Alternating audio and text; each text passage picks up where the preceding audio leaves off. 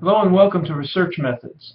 You know, in 2002, I had the opportunity to see a really famous speaker. He's the author of the book Built to Last and Good to Great. The speaker's name was Jim Collins. He's an author, an academic, and a researcher.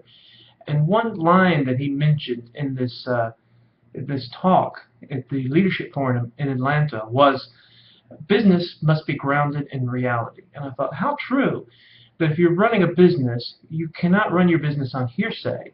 You have to understand what is the reality of the marketplace. And you have to be very certain of that, because if you're not, you're going to steer your business in a wrong direction. And it hit me then that there is the result, or the role of research in general management of a company. You must ground your business in reality. So that means in making decisions and determining which way you're going to steer the company, you need to understand how to tap into the existing body of knowledge that governs your field. You need to know how to collect data in a valid way. You need to know how to analyze your findings. You need to be able to present and communicate your findings. All of these are essential skill sets. This is at the general manager level, but also as an employee, you could have a situation where your boss says, "Please look into this for me."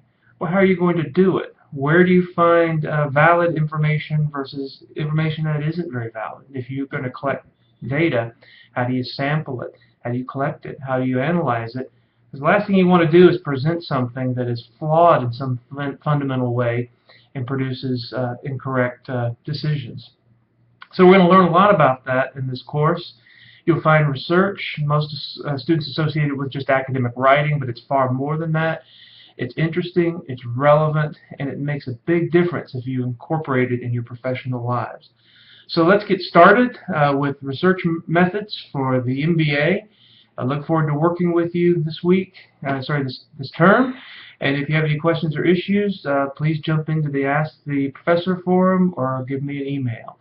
So let's go ahead and get started with research methods.